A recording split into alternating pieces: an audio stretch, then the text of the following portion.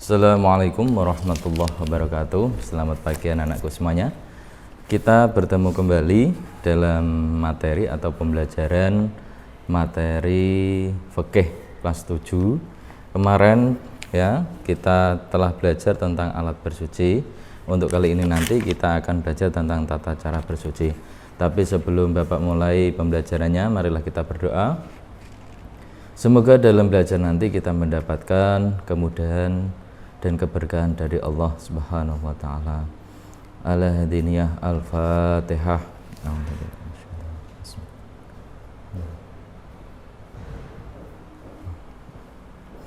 Dan anakku semuanya, setelah kita kemarin mempelajari tentang alat bersuci, ini Bapak akan mengulas sedikit tentang tata cara bersuci ya.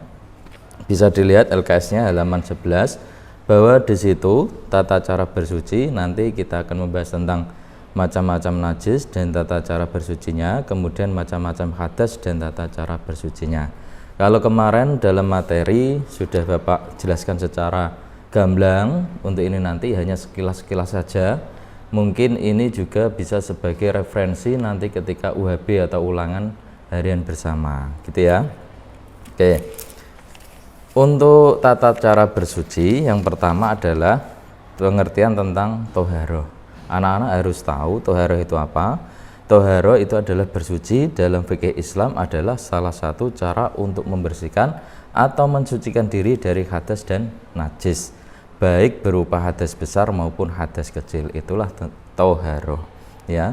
Kemudian jika dilihat dari sifat tentang kesucian, maka bersuci ini dapat dibedakan menjadi dua. Yang pertama yaitu bersuci lahiriah dan yang kedua adalah bersuci batiniah.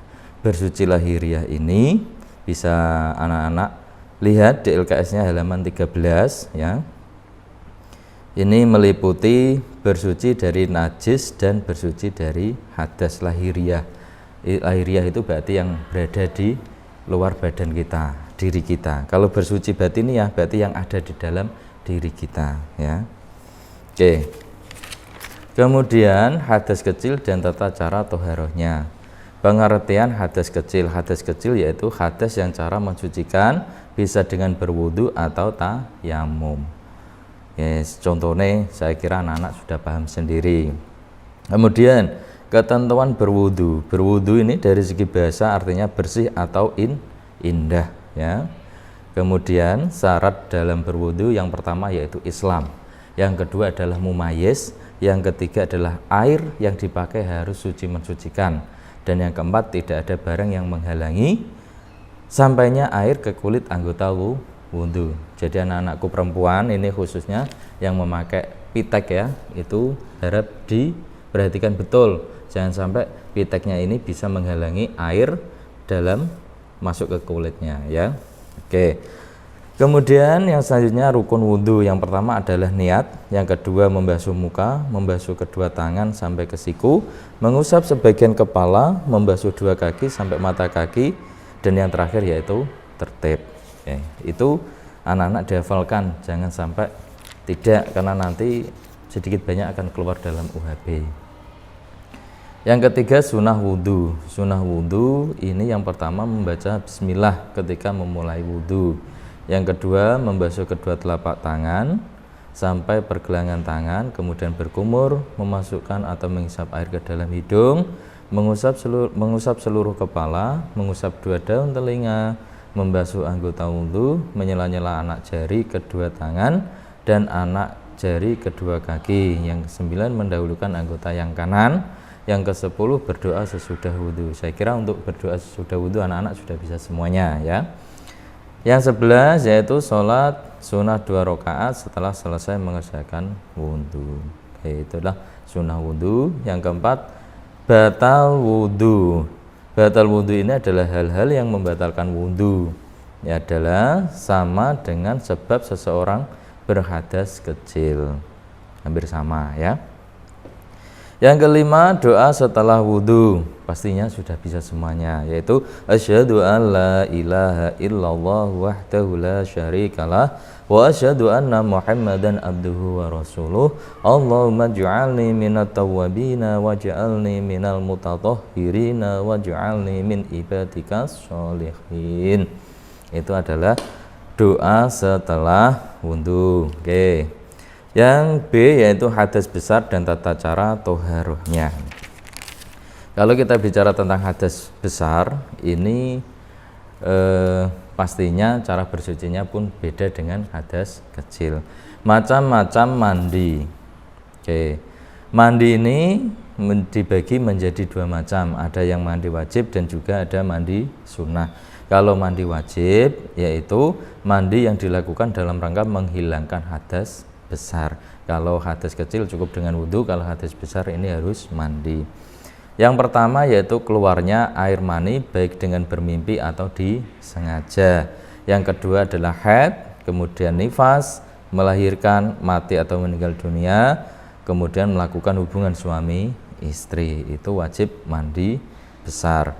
Kemudian kalau mandi sunnah yaitu mandi ketika akan melaksanakan sholat Jumat, itu adalah mandi sunnah. Kemudian mandi 2 hari raya yaitu Idul Fitri dan Idul Adha, mandi orang yang sembuh dari penyakit gila. Kemudian mandi sehabis memandikan jenazah, itu adalah mandi sunnah dan lain sebagainya. Nanti anak-anakku bisa dibaca sendiri ya di LKS-nya. Kemudian syarat rukun dan sunnah mandi. Kalau syarat mandi yang pertama yaitu Islam, kemudian mumayyiz, menggunakan air yang suci dan mensucikan atau air mutlak. Kemudian yang keempat, tidak ada yang menghalangi sampainya air ke anggota tubuh. Kemudian rukun wudhu yang pertama yaitu niat, menghilangkan najis, membasuh seluruh tubuh. Yang ketiga sunnah mandi yaitu membaca bismillah, kemudian berwudhu dahulu, kemudian menggosok-gosokkan seluruh badan dengan tangan, mendahulukan bagian yang kanan, membersihkan sela-sela jari kedua tangan dan sebagainya. Kemudian muwalat yaitu sambung menyambung dalam membasuh anggota badan. Dan yang selanjutnya adalah menyegerakan mandi jika haid atau nifasnya selesai. Kemudian tayamum. Tayamum ini menurut bahasa yaitu tujuan, sedangkan menurut pengertian syarat tayamum adalah menyampaikan sapuan tanah ke muka dan 2 tangan dengan cara dan syarat tertentu untuk maksud melakukan ibadah, karena tayamum ini merupakan pengganti wudhu. Oke. Yang kelima cara bertayamum. Nah, cara bertayamum ini yang pertama membaca bismillahirrahmanirrahim, kemudian niat. Sudah bisa ya niatnya ya, yaitu nawaitu tayammum listibahatis sholati fardhulillahi ta'ala. Kemudian memukulkan atau menepuk kedua telapak tangan ke permukaan tanah, jadi seperti ini, kemudian gini. Nah, ini yang namanya menepuk ya. Kemudian meniup kedua telapak tangan sebelum dibasuhkan, setelah ditepuk ditiup.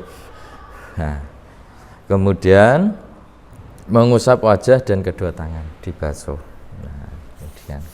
Oke, gantian ya. Kemudian tertib. Nah, nggak boleh dibalik tangan dulu baru wajah, nggak boleh, tapi wajah dulu baru telapak tangan. Oke. Manfaat dan hikmah bersuci dari hadas. Kalau hikmah wudhu ya, ini ada beberapa macam, kalian bisa lihat sendiri.